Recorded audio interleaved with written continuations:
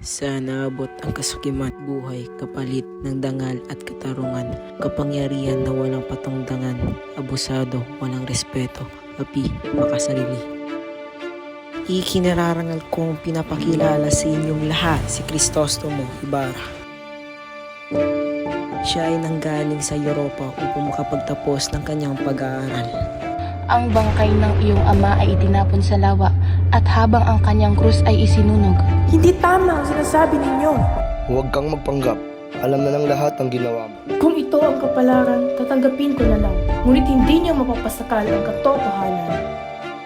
Ikaw pa ang nagpautos na itapon ng bangkay ng aking ama sa lawa? Hindi. Hindi ako iyon, Ibarra. Si Padre Garrote iyon. Isa kang erehe at filibustero. Don Rafael. Despertese. Gising na. Kailangan ninyong sumagot sa batas. Aking Maria Clara, sa bawat taon ng katahimikan, ang pangalan mo pa rin ang sigaw ng aking puso. Ano? En San Diego? Si Maria Clara, kundi si Ibarra. Masusunog ang mga kabayan!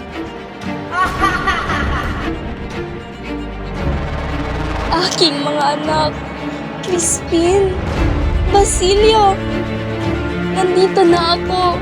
Nasaan na kayo? Tama na po. Tulong, ina! Ilabas niyo ang aking anak!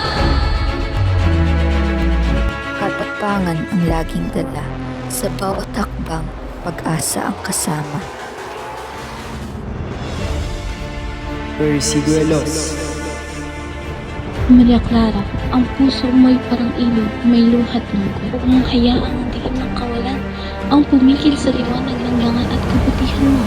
Ngunit, marami ang naghuhusga. Paano kung tayo napagbintangan? Si Crisostomo Ibarra ay patay na. Ang idyong iyon ay matagal nang patay.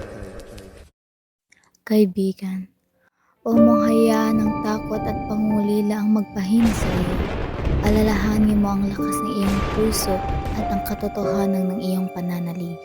Ibarra, nangako kang babalik. Ngunit bakit ngayon naririnig ko na ika'y pumanaw na? Nasaan ka na, aking sinta? Ibarra!